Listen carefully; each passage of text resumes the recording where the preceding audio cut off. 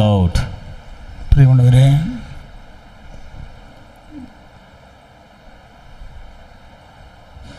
നമ്മുടെ ഉടമ്പടി ധ്യാനത്തിൻ്റെ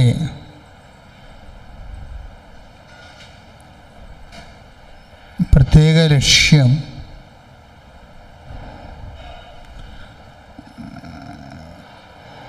ദൈവത്തോട് നമ്മൾ വിട്ടകലാതെ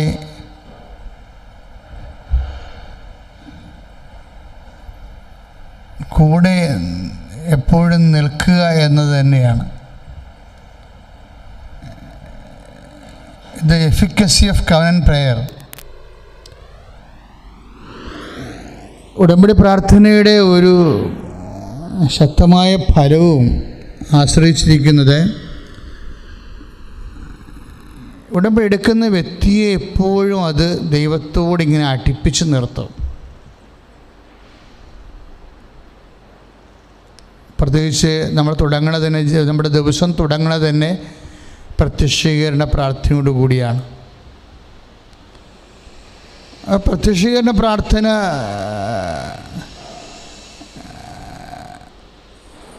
ദൈവ മനസ്സാണ് ശരിക്കും അത്. കാരണം അമ്മയുടെ പ്രത്യക്ഷീകരണം സഭ പഠനവിധേയമാക്കണം. സഭയുടെ വിവേചന അധികാരം ഉപയോഗിച്ചുകൊണ്ട് ദൈവ മനസ്സ് വെളിപ്പെടണം. അതിനാണ് പ്രത്യക്ഷീകരണ പ്രാർത്ഥന. ആ പ്രത്യക്ഷീകരണ പ്രാർത്ഥന കൂടി ചേർന്നാണ് പിന്നീട് വചന വായന വരണത്. അത് ഒരു ദിവസം അരമണിക്കൂർ നമ്മൾ ദൈവവചനം വായിക്കണം. അതേതെങ്കിലും ഒരു സമയത്ത് മതി. അപ്പോഴും നമ്മൾ ദൈവത്തോട് അടുത്താണ് നിൽക്കുന്നത്. ഇതിൻ്റെ കൂടെയുള്ളതാണ് പ്രേക്ഷിത പ്രവർത്തനം. പത്രം ഉണ്ടായിരുന്ന സമയത്ത്, ലോക്ക്ഡൗണിന് മുമ്പ് പത്രം നമ്മൾ വാങ്ങിച്ചിട്ട് അമ്മ മാതാവിനെക്കുറിച്ച് അറിയാത്ത ഇടങ്ങളിൽ, പ്രത്യേകിച്ച് കൃപാസനത്തിൽ പ്രത്യക്ഷപ്പെടുത്ത അമ്മയെക്കുറിച്ച് അറിയാത്ത ഇടങ്ങളിൽ അത് വിതരണം ചെയ്യും, പ്രാർത്ഥിച്ച്. ആ ഒരു ബോധത്തോട് വിതരണം ചെയ്ത എല്ലാവർക്കും നമ്മൾ ഇന്നുവരെ കേൾക്കാത്ത അടയാളങ്ങളും അത്ഭുതങ്ങളും സംഭവിക്കും. അതിലൂടെ ജനം വീണ്ടും അമ്മയെ അറിഞ്ഞ്, അമ്മയിലൂടെ യേശുവിനെ അറിഞ്ഞ് ദൈവത്തിൻ്റെ മനസ്സ് ലോകത്തിന് വെളിപ്പെട്ടും അതുപോലെ തന്നെ ലോകത്തിന് പ്രയോജനപ്പെട്ടും വരും. അപ്പം ദൈവമായിട്ട് മനുഷ്യർ അറിയാത്തവരറിയും, അറിഞ്ഞവർ ആഴപ്പെടും. അങ്ങനെ അപ്പോഴും ഏതെങ്കിലും സമയത്ത് നമ്മളിത് വർഷം നമ്മൾ ശുശ്രൂഷ ചെയ്യേണ്ടി വരും. അങ്ങനെ ഉപവിപ്രവർത്തനമുണ്ട്. രോഗികളെ പോയി കാണുക, അതും ഇതിൻ്റെ ഭാഗമായിട്ട് വന്നതാണ്. അപ്പം നമ്മൾ ദൈനംദിന ജീവിതത്തിൽ ഏതെങ്കിലും ഒരു സമയമൊക്കെ ഇത് കണ്ടെത്തി കർത്താവിൻ്റെ വേല ചെയ്യാൻ നമുക്ക് സാധിക്കും. അപ്പം നമ്മൾ ദൈവത്തോട് അടുത്ത് നിൽക്കുക. പിന്നെ രോഗികളെ പോയി സന്ദർശിക്കണം, അല്ലേ? ആ ദൈവസ്നേഹത്തോടെ സന്ദർശിക്കണം. ആ ജോലിയെല്ലാം കഴിഞ്ഞതിന് ശേഷം സന്ധ്യയാകുമ്പോൾ വീണ്ടും ഉടമ്പടി പ്രാർത്ഥനയുണ്ട്. നമ്മൾ ഉടമ്പടി ചെയ്ത വിഷയങ്ങളെ വീണ്ടും ദൈവതിരുസേനയെ പുനഃസമർപ്പണം ചെയ്യുന്ന പ്രാർത്ഥനയാണ് ഉടമ്പടി സന്ധ്യാപ്രാർത്ഥന. അത് കുടുംബ പ്രാർത്ഥന കഴിഞ്ഞാണ് വരേണ്ടത്. അപ്പോൾ ഒരു വ്യക്തിയെ ദൈവത്തോട് അടുപ്പിച്ച് നിർത്തുകയാണ് സ്വാഭാവികമായിട്ടും. അതുകൊണ്ടാണ് ഈ ഉടമ്പടി ഒരു മഹാത്ഭുതം പോലെ ലോകം മുഴുവനിലേക്കും ദൈവത്തിൻ്റെ ഈ കാലത്ത് ഏറ്റവും വലിയ അടയാളങ്ങൾ നടന്നിട്ടുള്ളതെല്ലാം ഉടമ്പടിയിലൂടെയാണ്. പക്ഷേ ഒരു കേവലമായ ഒരു പ്രാർത്ഥനയേക്കാൾ ഉപരി നമ്മുടെ ജീവിതത്തെ വളരെയേറെ പല സ്ഥലങ്ങളിലും തൊട്ട് തലോടി അങ്ങനെ ബന്ധപ്പെട്ട് നിൽക്കുന്ന ഏതെങ്കിലും ഒരു പ്രാർത്ഥനയല്ല ഇത്. ജീവിതം തന്നെ ഇതൊരു ഉടമ്പടി ഒരു ജീവിത ശൈലിയായിട്ടാണ്, ജീവിത രീതി. ഉടമ്പടി ഒരു ജീവിത രീതിയായിട്ടാണ്. അതിന് അഭിഷേകം കിട്ടിക്കഴിഞ്ഞാൽ സ്വാഭാവികമായിട്ടും ജനങ്ങൾക്കത് ലൈറ്റ് വെയിറ്റ് ആവും. ഒരു വിഷയത്തിൽ നമുക്ക് വേണ്ടത് ചില നിസ്സാര കാര്യങ്ങൾ പോലും ചിലർക്ക് വല്ലാത്ത ഭാരമായിരിക്കും. പരിശുദ്ധാത്മാവ് കെട്ടുപോകുന്നതിൻ്റെ ഒരു സൂചനയാണത്. ചിലപ്പോൾ നിസ്സാര കാര്യമായിരിക്കും, ഒരു കസേര എടുത്ത് ഇപ്പുറത്ത് ഇടണമായിരിക്കും.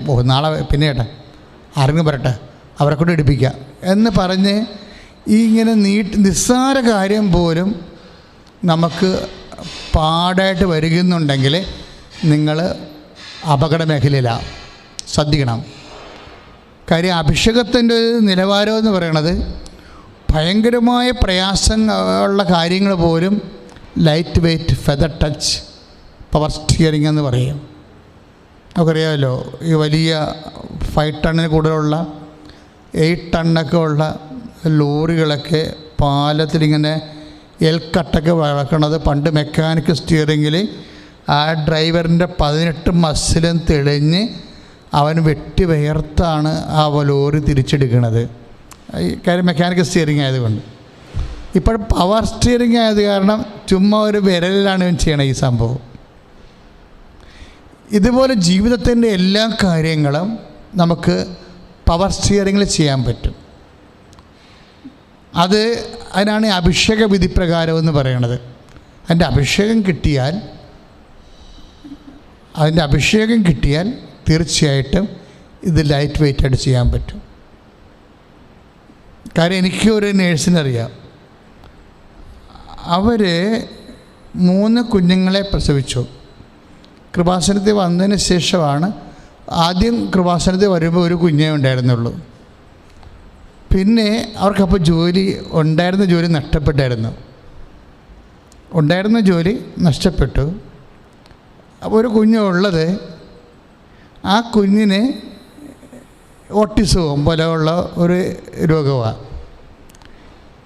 അതിനിടയ്ക്ക് അവളുടെ ഭർത്താവിൻ്റെ ജോലിയും നഷ്ടപ്പെട്ടു. സ്വന്തം ജോലി നഷ്ടപ്പെട്ടു, ഭർത്താവിൻ്റെ ജോലി നഷ്ടപ്പെട്ടു, പെര പണി തുടങ്ങിയിട്ടില്ല, മാറി താമസിക്കേണ്ട അത്യാവശ്യമാണ്, അനിയൻ്റെ കല്യാണം കഴിഞ്ഞു. അപ്പോൾ ഭർത്താവ് ജോലി നഷ്ടപ്പെടുത്തി നാട്ടിൽ വന്നു. പക്ഷേ ഇവർ ഇങ്ങനെയൊക്കെ ഉണ്ടെങ്കിൽ ഇവിടെ കുലുക്കമില്ല ഇവർക്ക്. അന്ന് ദമ്പതി ധ്യാനമാണ്. എന്നെ തൈക്കാട്ടുശ്ശേരി വന്ന് കണ്ട ശേഷം ഇവിടെ ആൾ വരും. അപ്പം ഞാൻ ഉച്ച കഴിയുമ്പോൾ ഇവിടെ വരും. ആരാധന നടത്തിയ ശേഷം വീണ്ടും കണ്ട് പ്രാർത്ഥിച്ച് കാര്യം പറഞ്ഞിട്ട് പോകും. അപ്പോൾ ഞാനിങ്ങനെ ഓർക്കുകയായിരുന്നു, ഇവരുടെ ലൈഫ് നോക്കാനാണെങ്കിൽ ഇപ്പോഴവർക്ക് 3 കുഞ്ഞുങ്ങളും, ഭർത്താവിന് ജോലിയും, അവർക്ക് ഗവൺമെൻറ് ജോലിയും, അവരുടെ വീടും പണി തീർന്ന്. ഒരു കാര്യം. അപ്പം നമ്മൾ ഓർക്കും എന്തെങ്കിലും സംഭവിച്ച് കഴിയുമ്പോൾ ചിലരാണെങ്കിൽ ഓർക്കും എല്ലാം തീർന്നേന്ന് വിചാരിക്കും എല്ലാം. പക്ഷെ ഇവരുടെ പ്രശ്നം വെച്ച് കഴിഞ്ഞാൽ ഇവരാണ് പണ്ട് എന്നോട് ഈ വിഷയം, ഈ ശുശ്രൂഷയെ ഞാൻ പണ്ട് പറഞ്ഞിട്ടുണ്ട്.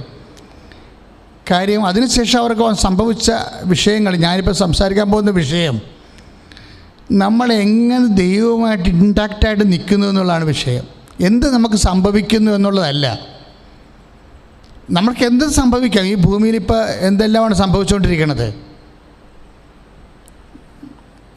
ഇപ്പോൾ ലോക്ക്ഡൗൺ തന്നെ നീട്ടുമ്പോൾ എന്തുമാത്രം മനുഷ്യരാണ് ജോലിയില്ലാതെ വീടുകളിൽ ഇരിക്കുന്നത്. ജോലിയില്ലാതെ വീടുകളിലിരുന്ന് തനിയെ ഇരുന്ന് മൊബൈലും കണ്ട് നീലച്ചിത്രങ്ങളും കണ്ട് സമയം കളയണ കുറേ ആൾക്കാരുണ്ട്. മിക്കവാറും താഴത്തെ നിലയിലൊന്നും കാണത്തില്ല.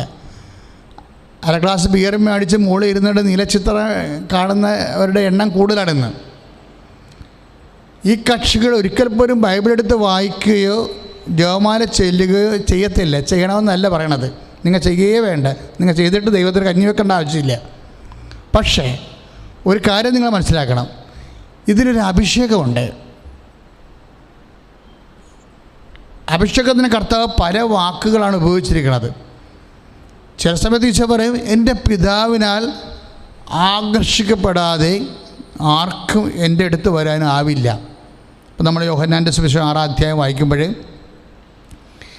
ഈ ഒരു ആകർഷണം വേണം. ശരിക്കും ഈ ആകർഷണം ഉണ്ടെങ്കിൽ ബാക്കി എന്തെല്ലാം ആകർഷണം ഉണ്ടെങ്കിലും നമുക്ക് അകപ്പെട്ടു പോകത്തില്ല. ബാക്കി ആകർഷണം എന്ന് പറയുന്നത് ഇപ്പോൾ ജോലി നഷ്ടപ്പെട്ട്, അപ്പോൾ സ്വാഭാവികമായിട്ട് നമുക്ക് പോകുന്ന ആകർഷണം എന്തായിരിക്കും? ഭർത്താവിൻ്റെ ജോലി നഷ്ടപ്പെട്ടാൽ ഭാര്യയ്ക്ക് വരാൻ പോകുന്ന ആകർഷണം എന്തായിരിക്കും? എന്താകർഷണം ഉണ്ടാവും? അയ്യോ, ഇനി കുഞ്ഞുങ്ങളെ എങ്ങനെ വളർത്തും? ആകുലതയുടെ ആകർഷണം ഉണ്ടാവും. ജോലി നഷ്ടപ്പെട്ടാൽ ഉണ്ടാകാൻ പോകുന്നത് എന്താണ്? ആകുലതയുടെ ആകർഷണം ഉണ്ടാവും. പക്ഷേ കർത്താവുമായിട്ട് ബന്ധമുള്ള വ്യക്തിയാണെങ്കിൽ ആകുലതയുടെ ആകർഷണം ഉണ്ടാകത്തില്ല. ഈ വിഷയത്തിൽ കർത്താവ് എന്തെങ്കിലും ചെയ്യുമെന്ന് പറഞ്ഞുകൊണ്ട് പരിശുദ്ധാത്മാവുകളെ അല്ല ആ വ്യക്തിയെ ഉള്ളിൽ നിന്ന് സാന്ത്വനപ്പെടുത്തിക്കൊണ്ടിരിക്കും. കർത്താവ് പറഞ്ഞത് പോകാൻ നേരത്ത് സ്വർഗാരോഹണത്തിൻ്റെ കാലമായപ്പോൾ പറഞ്ഞത് സാന്ത്വനപ്പെടുത്തുന്ന ആശ്വസിപ്പിക്കുന്ന ആത്മാവിനെക്കുറിച്ചാണ്. കാര്യം എന്തെങ്കിലും ഒരു സംഭവം നടക്കാൻ പോകുമ്പോൾ അല്ല നടന്നു കഴിയുമ്പോൾ നമ്മൾക്ക് ഒരു വിശ്വാസിക്ക് വേണ്ടത് ഭർത്താവിൻ്റെ അല്ലെങ്കിൽ ഭാര്യയുടെ അല്ല മക്കളുടെ അയൽവാസികളുടെ ആശ്വാസം എന്നതിനേക്കാളുപരി ഒരു വിശ്വാസിക്ക് വേണ്ടത് ആത്മാവിൻ്റെ ആശ്വാസമാണ്. ആത്മാവ് നമ്മളെ ആശ്വസിപ്പിക്കണില്ല എങ്കിൽ, വേറെ ആരെങ്കിലും നമ്മളെ ആശ്വസിപ്പിക്കുന്നുണ്ടെങ്കിൽ അതിനെല്ലാം പരിധികളുണ്ട്. ഒരു പരിധി വിട്ടാൽ പിന്നെ അവർക്ക് നമ്മളെ ആശ്വസിപ്പിക്കാൻ പറ്റത്തില്ല. കാര്യം മനുഷ്യൻ്റെ ആശ്വാസങ്ങളെന്ന് പറയണത് ഒന്ന് പുറത്തുനിന്നുള്ള ആശ്വാസങ്ങളുണ്ടാകും, അകത്തുനിന്നുള്ള ആശ്വാസം ഉണ്ടാകും. നമ്മളെപ്പോഴും ആഗ്രഹിക്കുന്നത് പുറത്തുനിന്നുള്ള ആശ്വാസമാണ്.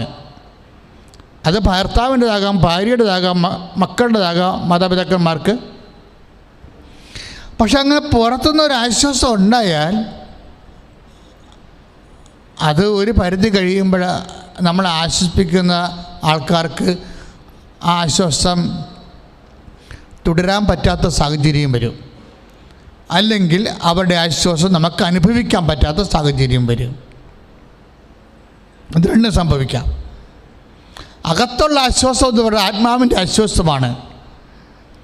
അതുകൊണ്ട് തന്നെ പെന്തക്കോസ്ത കഴിഞ്ഞ് ഇപ്പോൾ തിരുത്വക ദൈവത്തിൻ്റെ തിരുനാളും കഴിഞ്ഞ് ഇനി പ്രഷ്യസ് ബ്ലഡിൻ്റെ തിരുനാളിലേക്ക് നമ്മൾ പ്രവേശിക്കുകയാണ്, കോർപ്പസ് ക്രിസ്തി.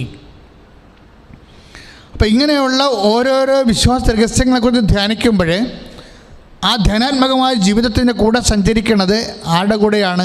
ആത്മാവിൻ്റെ കൂടെയാണ്. അതുകൊണ്ട് തന്നെ ദൈവപൈതലെ നമ്മൾക്ക് ആരെല്ലാം ആശ്വസിപ്പിക്കാനുണ്ടായാലും പുറത്തുനിന്നുള്ള ആശ്വാസമാണ് അതെല്ലാം. ആന്തരികമായ ആശ്വാസം ആത്മാവിൻ്റെ ആശ്വാസമാണ്. അതാ കർത്താവ് പറയണത്, ഞാൻ ആശ്വാസകനായ പരിശുദ്ധാത്മാവിനെ നിങ്ങളിലേക്ക് അയക്കുമെന്ന്. അപ്പോൾ ദൈവപൈതൽ എപ്പോഴും ചിന്തിക്കേണ്ട ഒരു കാര്യം, ഞാൻ ഇപ്പോഴും ഗൈഡഡ് ബൈ ദ സ്പിരിറ്റ് ആണോ? ആശ്വാസകനായ ആത്മാവിൻ്റെ സാന്ത്വനങ്ങളെ എനിക്ക് അഭിഷേകമായിട്ട് ഇപ്പോഴും അനുഭവിച്ചിട്ട് വിഷയങ്ങളെ ലൈറ്റ് വെയ്റ്റ് ആകുന്നുണ്ടോ, ഫെദർ ടച്ച് ആകുന്നുണ്ടോ, പവർ സ്റ്റിയറിങ് ആകുന്നുണ്ടോ?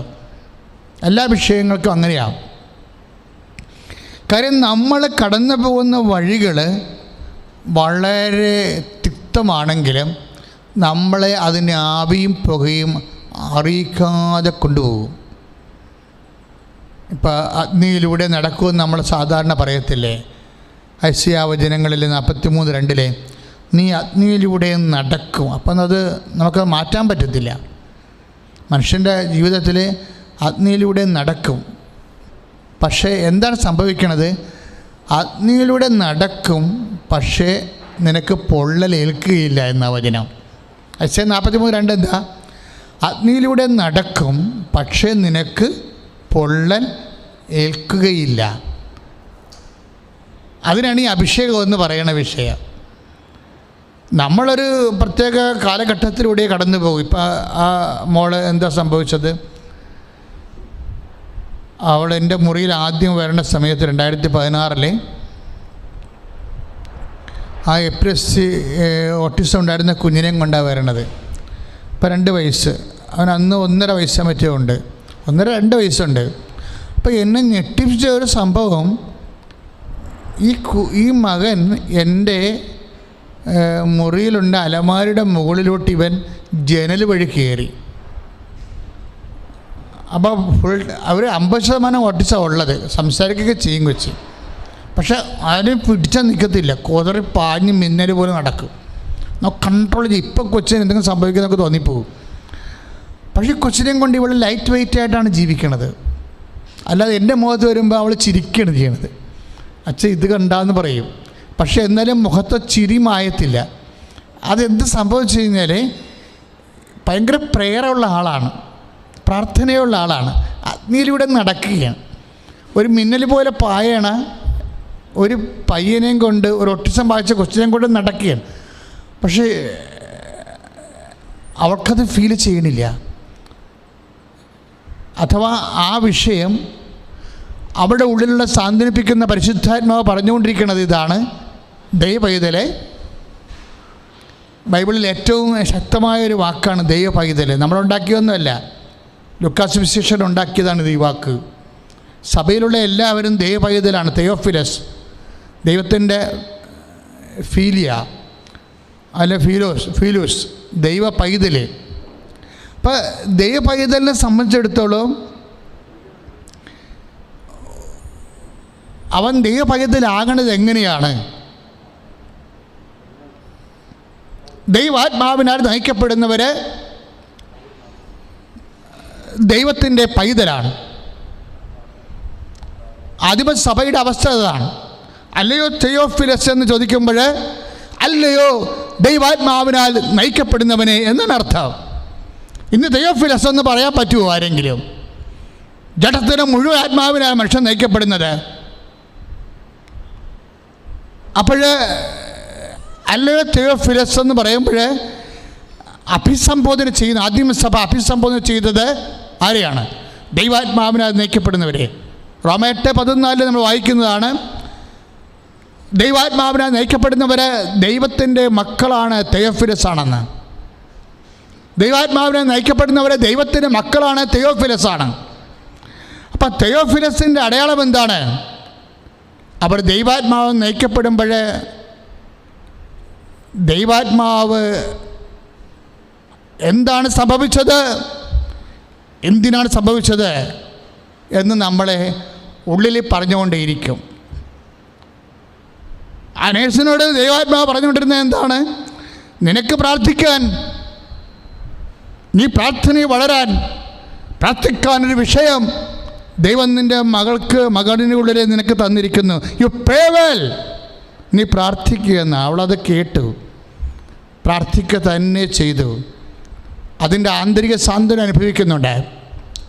പരിശുദ്ധാത്മാവ് സാന്ത്വനിപ്പിക്കുന്ന ആത്മാവാണെന്ന് പറയുന്നത് എങ്ങനെയാണ്? പരിശുദ്ധാത്മാവ് നമുക്ക് സത്യങ്ങളെ വെളിപ്പെടുത്തി തരും.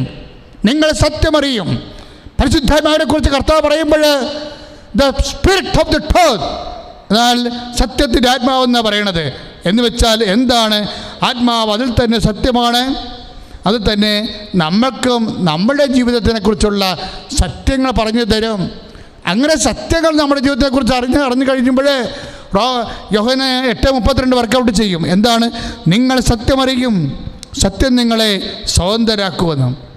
ഈ സ്വാതന്ത്ര്യം ഭയത്തിൽ നിന്നുള്ള സ്വാതന്ത്ര്യമാണ്. ഇത് പുത്രസ്വീകാരത്തിൻ്റെ സ്വാതന്ത്ര്യമാണെന്ന് പൗലോസ് പറയുമ്പോൾ പുത്രന് എന്താണ് സംഭവിച്ചിരിക്കുന്നത്? അവന് ഭയമില്ല. കാര്യം എന്താണ്? അവൻ ദൈവത്താൽ നയിക്കപ്പെടുന്നു. കാരണം എന്താണ്? അവൻ ദൈവപൈതലാണ്. കാരണം എന്താണ്? അവൻ പരിശുദ്ധാത്മാവിൻ്റെ സാന്ത്വനം അനുഭവിക്കുന്നു. സ്തുതിക്കട്ടെ. Hallelujah, hallelujah, hallelujah, hallelujah. കരങ്ങൾ ഉയർത്തിക്കൊണ്ട് സ്തുതിക്കട്ടെ. കർത്താവായ ദൈവമേ, പുത്രസ്വീകാര്യമാത്മാവിനെ കർത്താവേ, ഈ ശുശ്രൂഷയിൽ പങ്കെടുക്കുന്ന ഓരോ മക്കളിലും കർത്താവേ, ശുശ്രൂഷയിൽ ആരാധനയും സ്തുതിയും പുകഴ്ചയും ഉണ്ടാകട്ടെ. പരിശുദ്ധ പരമദിവ്യകാരുണ്യത്തിന് ആരാധനയും സ്തുതിയും പുകഴ്ചയും ഉണ്ടാകട്ടെ. പരിശുദ്ധ പരമദിവ്യകാരുണ്യത്തിന് ആരാധനയും സ്തുതിയും പുകഴ്ചയും ഉണ്ടാകട്ടെ. പ്രിയമുള്ളവരെ, യോഹന്നാൻ 14:26 15:26 പരിശുദ്ധാത്മാവ് സഹായകനാണ്. ഈ സഹായം നമുക്ക് ലഭിക്കുന്നത് എങ്ങനെയെന്ന് വെച്ച് കഴിഞ്ഞാൽ, പരിശുദ്ധാത്മാവ് വാട്ട് ഈസ് ഹാപ്പനിങ് നൗ, എന്താണ് ഇപ്പോൾ നിൻ്റെ ജീവിതത്തിൽ സംഭവിച്ചുകൊണ്ടിരിക്കുന്നത് എന്ന് നമ്മളോട് പറഞ്ഞുകൊണ്ടിരിക്കും. എന്താണ്? നീ പതറണ്ട, നീ തകരണ്ട. എന്താണ് നിൻ്റെ ജീവിതത്തിൽ ഇപ്പോൾ സംഭവിച്ചുകൊണ്ടിരിക്കുന്നത്? ഇത് എപ്പോൾ തീരും എന്ന് വരെ പരിശുദ്ധാത്മാവ് പറയും. അതാ കർത്താവ് പറഞ്ഞ വരാനിരിക്കുന്ന കാര്യങ്ങൾ അവൻ നിങ്ങളെ അറിയിക്കും. നിൻ്റെ തകർച്ചയ്ക്ക് ഇനി അധികം മാറാൻ അധികം കാലമുണ്ടാവത്തില്ല. ഇങ്ങനെ A-Z കാര്യങ്ങൾ. പക്ഷെ മുമ്പ് പറഞ്ഞതുപോലെ ഇപ്പോൾ യോഹന്നാൻ 16:13 ഈ സത്യാത്മാവെന്നാണ് ഈശോ വിളിക്കുന്നത്. സത്യാത്മാവ് നിങ്ങളെന്ത് ചെയ്യും? പൂർണ്ണ സത്യത്തിലേക്ക് നയിക്കും. ഒരു വിഷയത്തിൻ്റെ പൂർണ്ണ സത്യത്തിലേക്ക് നയിക്കും. ഇപ്പോൾ രോഗം തന്നെയാണെന്ന് വിചാരിച്ചോ, ആ രോഗത്തിന് ഒരു സത്യം ഉണ്ടാകുമല്ലോ. ആ രോഗത്തിനൊരു നുണയുണ്ടാവും. നുണയെന്താണ്? നമുക്കൊരു രോഗം തന്നെ വന്നെന്ന് വിചാരിച്ചോ, ആ രോഗത്തിനൊരു സത്യമുണ്ടാകും, ആ രോഗത്തിനൊരു നുണയുണ്ടാകും. ഈ ഭൂമിയിലുള്ള എല്ലാ കാര്യങ്ങൾക്കും സത്യവുമുണ്ട്, നുണയുമുണ്ട്. അതിൻ്റെ സത്യമെന്ന് പറയുന്നത് അതിൻ്റെ ദൈവ മനസ്സാണ്. അതിന് നുണയെന്ന് പറയണത് ദൈവ മനസ്സിൽ നിന്ന് മനുഷ്യനെ പിന്തിരിപ്പിക്കുന്ന എന്തും നുണയായി മാറാം. മനുഷ്യൻ സ്വതന്ത്രനാകണമെങ്കിൽ അതിൻ്റെ സത്യം അറിയണം. അതാണ് യോഹന്നാൻ നമ്മൾ 8:32 നേരത്തെ കണ്ടത്. മനുഷ്യൻ സ്വതന്ത്രനാകണമെങ്കിൽ അതിൻ്റെ സത്യം അറിയണം. സത്യം ആർക്ക് അറിയാം? സത്യം സത്യാത്മാവിനറിയാം. അതുകൊണ്ടാണ് സത്യം നമുക്ക് ഭാഗിക സത്യം അറിയാൻ പറ്റത്തില്ല. സത്യം അറിയുമ്പോൾ അത് പൂർണ്ണമായ സത്യമായിരിക്കണം. ഒരു വിഷയത്തിൻ്റെ പൂർണ്ണമായ സത്യം അത് ആത്മാവ് അറിയുമ്പോൾ നമ്മളെ സാന്ത്വനപ്പെടുത്തിക്കൊണ്ടാണ് അറിയിക്കുന്നത്, അഥവാ നമ്മളെ സഹായിക്കുന്നത്. അതാണ് 16:13 വായിച്ചത് നമ്മൾ യോഹന്നാൻ്റെ സുവിശേഷത്തിൽ. എന്താണ്? ഈ സത്യാത്മാവ് നിങ്ങളെ പൂർണ്ണ സത്യത്തിലേക്ക് നയിക്കും. എല്ലാ വിഷയങ്ങൾക്കും അതിൻ്റെ ഭാഗികമായ സത്യമുണ്ട്, പൂർണ്ണ സത്യമുണ്ട്, സീറോ സത്യമുണ്ട്. ഈ സീറോ സത്യത്തെയാണ് നമ്മൾ നുണയെന്ന് പറയുന്നത്. അതായത് we can't survive without spirit. നമുക്ക് സർവൈവ് ചെയ്യാൻ പറ്റത്തില്ല. നീ ഒരു ക്രിസ്തുവിശ്വാസിയായി ദൈവ പൈതലായി നിലനിൽക്കാൻ ആഗ്രഹിക്കുന്നുണ്ടെങ്കിൽ we can't survive without spirit. ആത്മാവില്ലാതെ, ആന്തരിക അഭിഷേകമില്ലാതെ, സത്യമറിയാതെ നമുക്ക് സർവൈവ് ചെയ്യാൻ പറ്റത്തില്ല. പ്രാർത്ഥിക്കുക. കർത്താവായ ദൈവമേ, ആത്മാവിനാൽ എന്നെ അഭിഷേകം ചെയ്യണമേ. ആത്മാവിനാൽ എന്നെ അഭിഷേകം ചെയ്യണമേ. എന്നിൽ സംഭവിക്കുന്ന ഓരോ കാര്യങ്ങള്, എന്നിൽ സംഭവിക്കുന്ന ഓരോ കാര്യങ്ങൾ, അതിന്റെ ദൈവ മനസ്സ്, അതിന്റെ ദൈവ മനസ്സ്, അതിന്റെ സത്യം, അതിന്റെ സത്യം, അതിന്റെ പൂർണ്ണ സത്യം, അതിന്റെ പൂർണ്ണ സത്യം എനിക്ക് വെളിപ്പെടുത്തി നൽകുന്നതിന് എന്നെ പുനരഭിഷേകം ചെയ്യണം. Hallelujah, hallelujah, hallelujah. കരങ്ങൾ ഉയർത്തിക്കൊണ്ട് സ്തുതിക്കട്ടെ. യേശുവേ നന്ദി. കർത്താവേ സ്തോത്രം. ദൈവമേ കർത്താവേ, ആത്മാവിൽ ഞങ്ങളെ അഭിഷേകം ചെയ്യണമേ, നിറയ്ക്കണമേ, സത്യത്തിന്റെ അഭിഷേകം ചെയ്യണമേ, ദൈവാത്മാവിൽ ഞങ്ങളെ ശക്തിപ്പെടുത്തണമേ. കരങ്ങൾ ഉയർത്തി സ്തുതിക്കട്ടെ. Hallelujah, hallelujah, hallelujah, hallelujah, hallelujah. യേശുവേ ആരാധന, യേശുവേ ആരാധന, യേശുവേ ആരാധന. ഞാനിപ്പോഴും ഈ ലേഡിയെക്കുറിച്ച് പറയാൻ കാരണം, ഞാൻ എപ്പോഴും മുറിയിലിരുന്നപ്പോൾ എൻ്റെ സഹപ്രവർത്തകരോട് സംസാരിച്ചപ്പോൾ ഈ ലേഡിയെക്കുറിച്ച് ഞാൻ സൂചിപ്പിച്ചിരുന്നു. അപ്പോൾ അവരുടെ കൂടെ വർക്ക് ചെയ്തിട്ടുള്ളവരാ.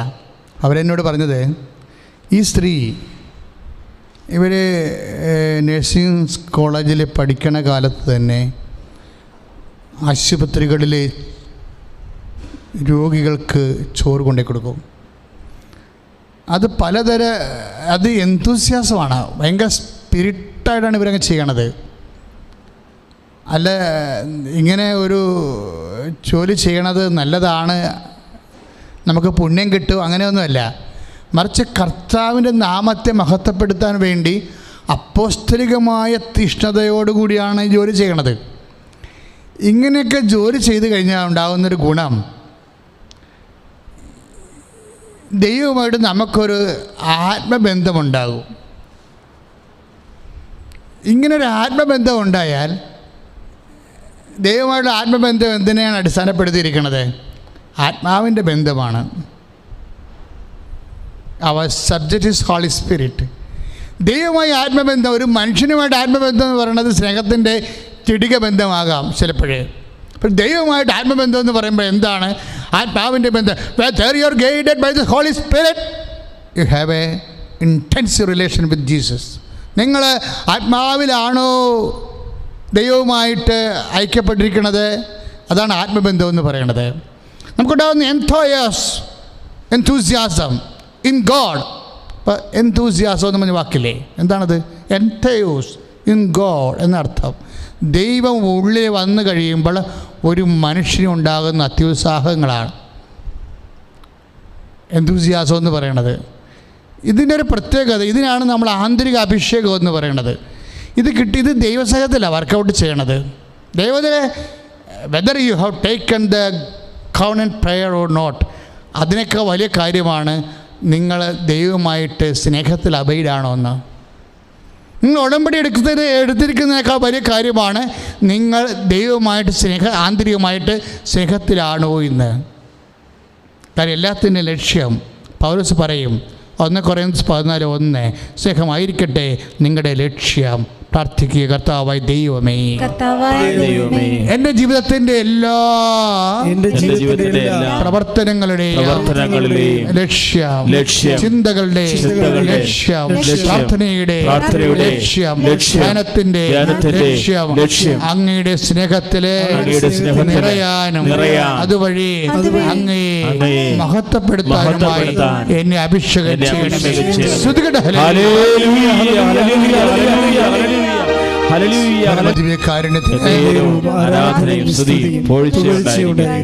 അപ്പോൾ enthusiasm അഥവാ ആന്തരികമായ ആത്മീയ ഉത്സാഹം, അത് ദൈവ പൈതലിൻ്റെ ഒരു മുഖമുദ്രയാണ്. അപ്പോൾ ഇവർ പണ്ട് മുതലേ അത് കീപ്പ് ചെയ്യുന്നതാണ്, കല്യാണത്തിന് മുമ്പ് തന്നെ. ഞാനങ്ങനെ പറയാൻ കാരണം, ഇവിടെ ഒരു ദൈവ പൈതലിൻ്റെ 10 കൊല്ലത്തെ സ്പാൻ ഓഫ് ലൈഫ്, അല്ലെങ്കിൽ 15 കൊല്ലം, അതെ 15 കൊല്ലത്തെ സ്പാൻ ഓഫ് ലൈഫ് വിലയിരുത്തുമ്പോൾ ഇവർക്ക് പണ്ട് ജോലിയില്ലാഞ്ഞൊരു കാലം, ജസ്റ്റ് നേഴ്സിംഗായിട്ട് പഠിച്ചുകൊണ്ട് നടക്കുന്ന ഒരു കാലം. ആ കാലം മുതൽ ഇന്ന് 3 കല്യാണം കഴിച്ച് 3 കുഞ്ഞുങ്ങളെ പെറ്റൊരു വീട്ടിൽ ഗവൺമെൻറ് ജോലിയുമായിട്ട് താമസിക്കുന്ന ആ കാലം വരെ ഉണ്ടായിട്ടുള്ള ഓരോ ഘട്ടങ്ങളാണ് ഞാൻ ഓർക്കുന്നത്. ഒരു ദിവസം ഇവരെന്നെ പെട്ടെന്ന്, ഞാൻ സന്ധ്യജപമാല ചൊല്ലിക്കൊണ്ടിരിക്കുന്ന സമയത്ത് പെട്ടെന്ന് ഇവരെന്നെ വിളിച്ചതിൻ്റെ കാരണം അവർക്ക് ഭയങ്കരമായ, അതെപ്പോഴും ഞാൻ ഓർക്കും, ഇടയ്ക്ക് ഞാൻ ധ്യാനത്തിൽ പറഞ്ഞിട്ടുണ്ടത്. കാര്യം ഇപ്പം നിങ്ങളിപ്പോൾ ഈ ഉടമ്പടി എടുത്തിരിക്കുന്ന പുതിയ ശ്രോതാക്കളായതുകൊണ്ടാണ് ഞാനിപ്പോൾ വീണ്ടും അത് ആവർത്തിക്കാൻ കാരണം. അവരെന്നെ വിളിച്ചിട്ട്, അപ്പോൾ ഞാൻ എൻ്റെ പള്ളിയിൽ ജപമാല ചൊല്ലിക്കൊണ്ടിരിക്കുകയാണ്, സന്ധ്യയ്ക്ക് അങ്ങോട്ടും ഇങ്ങോട്ടും നടന്ന് ചൊല്ലിക്കൊണ്ടിരിക്കുകയാണ്. പെട്ടെന്ന് ഇവരെ ഞാൻ ഫോണെടുത്തു. അന്ന് ഇത്രയും തിരക്കൊന്നുമുള്ള കാലമല്ല. ഇപ്പോൾ ഇന്ന് നമുക്ക് 800 ഫോൺ 600 ഫോണൊക്കെയാണ് ഒരു ദിവസം വരണത്. അപ്പോൾ 5-10 ഫോൺ നമ്മൾ ഉപയോഗിക്കുന്നുണ്ട് ഇപ്പോഴേ. 5 പേരെ ഈ ലോക്ക്ഡൗണിന് പോലും ഇവിടെ ഇരുത്തിയിരിക്കുകയാണ്, ഫുൾ ടൈമേഴ്സായിട്ട്. രാത്രി ഒരാൾ വെച്ചിട്ടുണ്ട്. അപ്പം അന്ന് അത്രയും തിരക്ക് നമുക്കില്ല. അപ്പോൾ ഞാൻ ഫോൺ എടുത്ത ഉടനെ എൻ്റെ പറഞ്ഞു, എൻ്റെ അച്ഛാ ഞാൻ മടുത്തെന്ന് പറഞ്ഞു. അപ്പോൾ മടുത്തെന്ന് പറഞ്ഞു കഴിഞ്ഞാൽ നെഗറ്റീവായിട്ട് പറഞ്ഞതല്ല. അവർ ഹോസ്പിറ്റലിലെ ഡ്യൂട്ടിയും കഴിഞ്ഞ് വന്നപ്പോഴേ അവരുടെ ഈ ഓട്ടിസം ബാധിച്ച മകൻ ഇങ്ങനെ മരിക്കണ പോലെ ഇങ്ങനെ തളർന്ന് വീട്ടിൽ കിടക്കുക. അവനടുത്ത് ചെന്ന് ചോദിച്ചിട്ട് അവന് ഇങ്ങനെ ഏങ്ക മാത്രമേ ചെയ്യുന്നുള്ളൂ, എന്താണ് സംഭവിച്ചതെന്ന് അറിയത്തില്ല. ഇവളാണെങ്കിൽ സന്ധ്യക്കാണ് കയറി വരുന്നത്. പക്ഷേ സന്ധ്യക്ക് കയറി വരുമ്പോൾ കുടുംബത്തിൻ്റെ സിറ്റുവേഷൻസ് ഇതാണ്. അപ്പോൾ ഉടനെ ഇത് കണ്ട ഉടനെ ഇവരെന്താ ചെയ്തത്? ഇവർ ജസ്റ്റ് എന്നെ വിളിക്കുകയാണ് ചെയ്തത്. ഞാൻ എപ്പോഴും ഓർക്കും, ആ ഒരു കൊച്ചിൻ്റെ ഒരു അവസ്ഥ കണ്ടാൽ ഉടനെ എന്നെ വിളിക്കേണ്ട കാര്യമില്ല. അതെന്താണെന്ന് തിരക്കി അതിൻ്റെ ഒരു മറുകൃതി കണ്ടുപിടിച്ചിട്ടാണ് എന്നെ വിളിക്കേണ്ടത്. പക്ഷേ ഇതാണ് പ്രശ്നമായി. അപ്പോൾ തന്നെ അവർ വിളിക്കാൻ തോന്നി. എന്ന് വെച്ച് കഴിഞ്ഞാൽ അവരെ അറിയേണ്ടത് എൻ്റെ ഒരു അഭിപ്രായമല്ല, കർത്താവ് എന്താണ് ഈ വിഷയം കൊണ്ട് ഉദ്ദേശിക്കുന്നത്? അതാണ് പ്രശ്നം. ഈ കാലങ്ങളിലൊക്കെ മനുഷ്യന്മാർ ജീവിക്കുന്നവർ ഉള്ളവർക്കെല്ലാം ഉണ്ട്, ഇല്ലാത്തവർക്കൊന്നും ഇല്ലെന്ന് പറഞ്ഞുള്ള അവസ്ഥയാണ്. പ്രത്യേകിച്ച് ഈ ദൈവികമായ കാര്യത്തിൽ ചിലർ എല്ലാ കാര്യങ്ങളിലും ഇല അനങ്ങിയാൽ പോലും ദൈവഹിതം എന്താണ്, ദൈവത്തിൻ്റെ മനസ്സെന്താണെന്ന് ചോദിക്കും. അപ്പം അങ്ങനെ ദൈവത്തിൻ്റെ മനസ്സെന്താണെന്ന് അറിയണമെന്ന് ആഗ്രഹമുള്ളവർക്ക് പഞ്ഞമില്ല. അവർക്ക് ദൈവത്തെ ലഭിക്കുന്നുണ്ട്. എന്താ സംഭവിച്ചതെന്ന് വെച്ച് കഴിഞ്ഞാൽ എന്നോട് പറഞ്ഞത്, അച്ഛാ ഈ ക്വസ്റ്റ്യൻ എന്താ സംഭവിച്ചു കഴിഞ്ഞാൽ, എൻ്റെ അമ്മായിയപ്പൻ ഇന്ന് കണ്ണിന് അസുഖമുള്ള ആൾ, ഈ കണ്ണിൻ്റെ അസുഖം കഴിഞ്ഞ് വന്നിട്ട് ഇന്ന് വന്ന് കോച്ചിയെ കിടക്കുകയാണ്. അപ്പോൾ കണ്ണ് തെളിയുന്നുണ്ടെന്ന് നോക്കാൻ വേണ്ടി പത്രം വായിച്ചുകൊണ്ട് കൊച്ചിയെ കിടക്കുന്നു. ചെറിയ അക്ഷരവും വലിയ അക്ഷരമൊക്കെ കാണുന്നുണ്ടോ എന്നറിയാൻ വേണ്ടിയാണ് അപ്പനങ്ങനെ പത്രം വായിക്കുന്നത്. അപ്പോൾ ഈ പയ്യൻ അകത്ത് കണ്ടപ്പോഴേ അപ്പനിങ്ങനെ ചെറിയ അക്ഷരം അടുത്ത് നോക്കും, പത്രം താഴ്ത്തും, വലിയ അക്ഷരം കാണുന്നുണ്ട് പത്രം അകലെ പിടിക്കും. ഇങ്ങനെയൊക്കെ കാണുമ്പോൾ ആ ഓട്ടിസം വായിച്ച കുഞ്ഞു വിചാരിക്കണത് അപ്പം പാത്ത് കളിക്കുകയാണെന്ന് വിചാരിച്ചത്. കാര്യം കണ്ടേ എന്നൊക്കെ പറഞ്ഞുകൊണ്ട് നമ്മൾ പിള്ളേർ കളിക്കത്തില്ല അവിടെ. അപ്പോഴേ അതുപോലെ കളിക്കണേ പത്രം പൊക്കിയും താത്തിയും അവന് ആ കുസിന് തോന്നിയിട്ട് അവൻ വന്ന് അപ്പാപ്പനെ കണ്ടേന്നും പറഞ്ഞുകൊണ്ട് ഈ പത്രം പറിച്ച് താത്തിയോടുകൂടി അവൻ്റെ കൈ അപ്പാപ്പൻ്റെ കണ്ണിൽ കേടായിരിക്കണ കണ്ണാണേ. ഒന്നും ഒറ്റടി വെച്ച് കൊടുത്തിട്ടുണ്ട്. അറിഞ്ഞുകൊണ്ട് അടിച്ചതല്ല, അപ്പോഴത്തെ അവസ്ഥയിൽ അടിച്ചു പോയി. കൊച്ച് ആട്ടിക്കൊണ്ട്, വലിയ മനുഷ്യൻ്റെ അടിയല്ലേ, ആട്ടിക്കൊണ്ട് കൊച്ച് വീണു പോയി. വരാനങ്ങിയിട്ടില്ല. എങ്ങി അവിടെ കറണ്ടടിച്ച പക്ഷീനെ പോലെ കിടക്കുക. ഇവക്കാണെങ്കിൽ ആരോട് പറയാനാണ്? നമ്മൾ ആശുപത്രിയിൽ നിന്നാണെങ്കിൽ നിന്നാണ് ഭക്ഷണം കഴിച്ചാണ് അവിടെ ഉച്ചയൊക്കെ കാര്യം ഡ്യൂട്ടിയുടെ സമയമാണെങ്കിൽ ഒന്നും ചെയ്യാൻ പറ്റത്തില്ല. പല നേഴ്സുമാരും 5 മിനിറ്റ് കൊണ്ട് നിന്ന് തിന്നിക്കാണ് തീരണത് ഭക്ഷണം കഴിക്കുന്നത്. അപ്പോഴേ ആരോടും ഒന്നും പറയാൻ പറ്റില്ല. കൊച്ചിനെ ആശിപ്പിക്കുമ്പോൾ ഇവിടെ ആകപ്പാടെ ഇങ്ങനെ തേങ്ങി. എന്താണ് അവൾക്ക് സംഭവിച്ചതെന്ന് എന്നോട് ചോദിച്ചു. What is happen to me, എന്താണ് ഇങ്ങനെ സംഭവിക്കണത് വെച്ചാൽ നമ്മളെ പ്രൊട്ടക്റ്റ് ചെയ്താണ് പ്രെയർ ചെയ്ത് പോകണത്. ഇങ്ങനെ അവിചാരിതമായിട്ട് എന്തുകൊണ്ടാണ് ഈ തകർച്ച വരണതെന്ന് എന്നോട് ചോദിച്ചു. അപ്പോൾ ഞാൻ പറഞ്ഞു, മോളെ നീ ഒരു വിശ്വാസപ്രമാണം ചെല്ലാൻ പറഞ്ഞു. വിശ്വാസപ്രമാണം ചൊല്ലും. എപ്പോഴും നമ്മൾ ശ്രദ്ധിക്കേണ്ടത്, ഈ നമുക്ക് ഇഷ്യൂസ് ഉണ്ടാകണ സമയത്ത്, ഇപ്പോൾ പെരക്ക് തീ പിടിക്കണ സമയത്ത് നമ്മളെ ഫയർ എഞ്ചിൻ്റെ നമ്പർ നോക്കിയെടുക്കരുത്. ഇതൊക്കെ നമുക്ക് ഒരുവിധം അറിഞ്ഞിരിക്കണം. അത്യാഹിത വിഷയങ്ങളിലൊക്കെല്ലാം ഇപ്പോൾ 100, 108 എന്നൊക്കെ പറഞ്ഞ ആൾക്കാർ പറയത്തില്ല. അതുപോലെ നമുക്ക് ആ സംഭവം അറിഞ്ഞിരിക്കണം. അല്ലെങ്കിൽ 100 ആണോ 108 ആണോ, പോലീസിനെ വിളിക്കണം, ആംബുലൻസിനെ വിളിക്കണം, ഫയർ എഞ്ചിനെ വിളിക്കാൻ, അങ്ങോട്ട് ഇങ്ങോട്ട് കൺഫ്യൂഷൻ ഉണ്ടാക്കിയിട്ട് വിളിക്കണ സമയം നമുക്ക് സമയം കിട്ടത്തില്ല. കാര്യം ഓരോ സെക്കൻഡിന് വലിയ വലിയ നഷ്ടങ്ങൾ ഉണ്ടാകുന്ന സമയമാണ് അത്യാഹിത സമയം എന്ന് പറയുന്നത്. അപ്പോൾ അത്യാഹിത സമയത്ത് കറക്റ്റ് പരിശുദ്ധാത്മാവ് നമുക്ക് കൃത്യമായിട്ട് ആന്തരികമായിട്ട് കിട്ടിയാൽ നമുക്ക് കാഷ്വാലിറ്റിയൊക്കെ കുറഞ്ഞിരിക്കും. അപ്പോൾ ദൈവമായിട്ടുള്ള ബന്ധമെന്ന് പറഞ്ഞാൽ കാഷ്വൽ ബന്ധമല്ല, ഒരു നിരന്തരമായ ഒരു ബന്ധമാണെന്ന് ഓർക്കണം. അതാണ് ഉടമ്പടി നമ്മളെ സഹായിക്കണതിൻ്റെ പരിപാടി. കാര്യം വെളുപ്പിന് 5 തൊട്ട് വൈകുന്നേരം രാത്രി 10 വരെ ഉടമ്പടിയുടെ സ്പിരിറ്റിലാണ് നമ്മൾ ജീവിക്കുന്നത്. അത്രയ്ക്ക് ടൈറ്റ് പ്രെയറാണ്. പക്ഷേ നമുക്ക് ലൈറ്റ് വെയിറ്റാണിത്, നമ്മൾ അറിയത്തില്ല. ചെയ്യുന്നവനെ സംബന്ധിച്ചിടത്തോളം സന്തോഷത്തോടെയാണ് അവരത് ചെയ്യണത്. ചെയ്യാൻ കൃപ കിട്ടാത്തവന് ഇടയ്ക്ക് അവസാനിപ്പിച്ചുള്ളൂ, അതിന് പ്രശ്നമൊന്നുമില്ല. അപ്പോൾ അതേസമയം തന്നെ അപ്പം ഞാൻ പറഞ്ഞു ഒരു വിശ്വാസപ്രമാണം ചെല്ലാൻ പറഞ്ഞു. കാര്യം ഇവളോട് കർത്താവ് സംസാരിക്കുമെന്ന് എനിക്കറിയാം. കാര്യം അവൾ കർത്താവിൻ്റെ ഇൻറ്റിമേറ്റാണ്. അവളോട് സംസാരിക്കും. അവളോട് സംസാരിച്ചാൽ പിന്നെ ആരോട് സംസാരിക്കാനാ? ഓർമ്മ വെച്ച കാലം പോലെ ക്രിസ്തു എന്നും പറഞ്ഞ് നടക്കുകയാണ്. അത് നടക്കുക മാത്രമല്ല, അതിന് ജീവിക്കുക, അതിനുവേണ്ടി പ്രാർത്ഥിക്കുകയാണ്. എന്തെങ്കിലും ഒരു കാര്യം ഉണ്ടെങ്കിൽ കർത്താവിനെ കൂട്ടിയേ സംസാരിക്കത്തുള്ളൂ, പറയത്തുള്ളൂ, ആ കാര്യം വിലയിരുത്തത്തുള്ളൂ. കർത്താവിനെ നോക്കിയാണ് ഓരോ ചെവിടും വെക്കണത്. അങ്ങനെ കർത്താവേ എന്നും പറഞ്ഞ് ജീവിക്കുന്ന കുറേ മനുഷ്യരുണ്ട്. ഇപ്പം ഞാൻ ഇവിടെ പറഞ്ഞു ഇവളോട് കർത്താവ് സംസാരിക്കുന്നത് എനിക്കറിയാം. അപ്പം ഞാൻ പറഞ്ഞു നീ വിശ്വാസപ്രമാണം ചെല്ലാൻ പറഞ്ഞു. അപ്പം ഞാനും വിശ്വാസപ്രമാണം ചൊല്ലി, അതറിയണ്ടല്ലേ അവളും വിശ്വാസപ്രമാണം ചൊല്ലി. വിശ്വാസപ്രമാണം ചൊല്ലി കഴിഞ്ഞില്ല, അതിന് മുമ്പ് ഞാനൊരു ചോദ്യം അവളോട് ചോദിച്ചു. കഴിയാനായപ്പോൾ ചോദിച്ചു, മോളെ ഇത് നീ ഈ കുട്ടി ഡൊമസ്റ്റിക് ഡോറാണെന്ന് പറയണമെന്ന് ഈശോ പറയണമെന്ന്. സത്യം പറഞ്ഞ ആ മെസ്സേജ് എനിക്കും അറിയാൻ പാടില്ല, അവൾക്കും അറിയത്തില്ല. അപ്പോൾ അവൾ എന്നോട് ചോദിച്ചു, എന്താണ് വെച്ചാൽ ഡൊമസ്റ്റിക് ഡോർ എന്ന് പറയണത്? അവൾ ആദ്യം കേൾക്കുകയാണ്. പക്ഷെ ഞാനും ആദ്യം കേൾക്കുകയാണ് ഡൊമസ്റ്റിക് ഡോർ. ഇപ്പോൾ ഡൊമസ്റ്റിക് എന്ന് വെച്ചാൽ നമുക്ക് ഹോം അഫെയർസ് നമുക്കറിയാം, വീട്ടുകാര്യങ്ങളാണ്. അപ്പോൾ ഡോറെന്ന് പറയുമ്പോൾ അപ്പോൾ ഞാൻ പറഞ്ഞത്, വീണ്ടും ഞാൻ ഒരു സ്വർഗസ്ഥനായ പിതാവ് അവളെ കേൾപ്പിക്കാതെ മനസ്സിൽ ചൊല്ലി. കാര്യം എനിക്കിത് പറഞ്ഞു കൊടുക്കും, ഞാനാണല്ലോ ഇത് പറഞ്ഞു കൊടുത്ത ആൾ. അപ്പോൾ എനിക്കത് പറഞ്ഞു കൊടുക്കാൻ എൻ്റെ ആ ദർശനം വ്യാഖ്യാനിക്കാൻ, അല്ലെങ്കിൽ ഇത് ദർശനം പോലും അല്ല, ആന്തരികമായ ഒരു പ്രചോദനമാണ് ഈ മെസ്സേജ് വരേണ്ടത്, ഡൊമസ്റ്റിക് ഡോർ എന്നുള്ളത്. അപ്പം ഞാൻ അവളോട് പറഞ്ഞു, ആ ഒരു സ്വർഗസ്ഥനായ പിതാവ് ചൊല്ലിക്കഴിഞ്ഞാൽ പറഞ്ഞു, മോളെ ഇതെങ്ങനെയാണ് ഒരു വീടിന് ഡൊമസ്റ്റിക് ഡോർ ഉണ്ടെന്ന് ഈശോ പറയണത് എന്ന് വെച്ചാൽ വീട്ടുകാർക്ക് മാത്രം കയറാൻ പറ്റിയ വാതിൽ, പബ്ലിക് അതിലൂടെ കയറത്തില്ല. ഇപ്പം നമ്മുടെ സന്ദർശന മുറിയിലെ വാതിലെന്ന് പറയുമ്പോൾ പബ്ലിക്ക് കയറുന്ന വാതിലാണ്. വീട്ടുകാർ കയറുന്ന വാതിലെന്ന് പറഞ്ഞാൽ ഇടനാഴികളിലുണ്ടാകുന്ന വാതിലുകളാണ്. അപ്പം ഞാൻ അവളോട് പറഞ്ഞ്, ഇപ്പം അപ്പനകത്തിരിക്കണം എന്ന് വിചാരിച്ചു.